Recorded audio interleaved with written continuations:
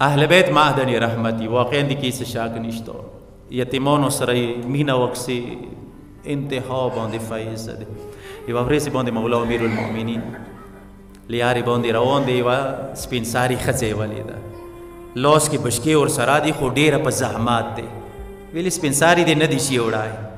مولا غاږ ورباندې وکړ بس کریم دی معدن رحمت دی او مؤمنې دغه بشکې اندې ته پرېږده او سیده ته یوسم ته سیړ ته بشکې ورته پرېږدولې مولا اوچاتې کړې چېرته ته یوسم خونې ډرېسې ورته ویلو یوه ورسته ورپسې مخته وړه چې کله یې خونې دروازې ته یې ورته ورسول هغه بشکې ورسولې نو مولا څو پوښتنې ونه وکړې چې خونې حالات مو څنګه دي بچي ګیله یې وکړه څه شوهر مو د علي رکابو کې شهید شوی دی وړه وړه بچي مو پاتې دي خو علي د موږ سره څه پوښتنه نه کوي مولا د سارې مو پوښتنه نه کوي ګیله یې وکړه مولا ډېر زیات خفه شو وفا شو اوړه غوښه خرما خو څه څه ضرورت دپاره سامان وي هغه یې ټوله اوچات کړو پانډه یې جوړه کړه روانه شوه دغې ښځې دروازې وټکوله نه نه نغه کېږي چوکې همغه سړی هم څه بېګا مو تاسو سره اوبه راوړي وي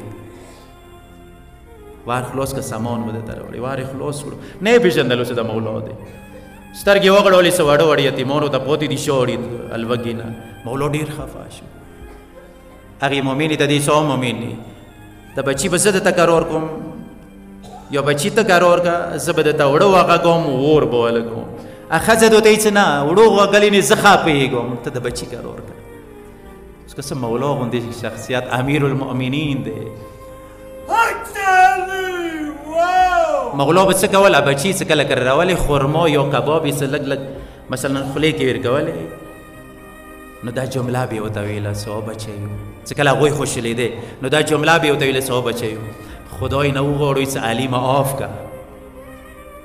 خدای نه دا دعا وغواړئ څه علي معاف که څه کله هغې ښځې اوړه وغږل نو مولا ته دې یې پېژندلو خو نه څه تنور ولګوه اوړه مو وغږل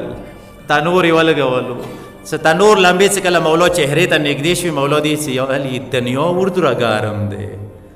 اخرات اور به څنګه وي څه دې وخت باندې محلې والا یوه ښځه راغلی دغې ښځې خونې ته څه مولا نه نظر پرېوتو هغې مولا پېژندلو دغې ښځې ته دې څه چوک دی دته نرنې د لګیا کړی دی دغه امیر المؤمنین دی امیر المؤمنین یې دته نور لګوي هغې څه کله دا خبره واورېده ډېره شرمنده شوله راغلی یا امیر المؤمنین زه ډېر زیات معذرات نه غواړم ما خو نه ویې پېژندلی ما معاف کړه نو مولا د دې څه معذرات زه نه غواړم چې څو ورځې تاسو پوښتنه ما نه وکړي السلام علیکم یا معدن الرحمه واقعا یې رحمت معدن واقعا یې رحمت معدن هغه غیر مسلمان مصنف یې څه علي یو داسې سمندر دی چې هېڅ شی موج ورکې نشي راوستی سوای ځینو امورونه چې هغوی کې یو د یتیم فریاد دی یتیم سلګی یتیم موخې دغه سمندر کې ډېر زیات موج راولي واقعا علي هېچا نشو جوړوی خو یتیم به داسې زر جوړولو چې یتیم سترګو کې به اوښې نه شولې دی خپله به ورته جوړېدو معدن رحمت دی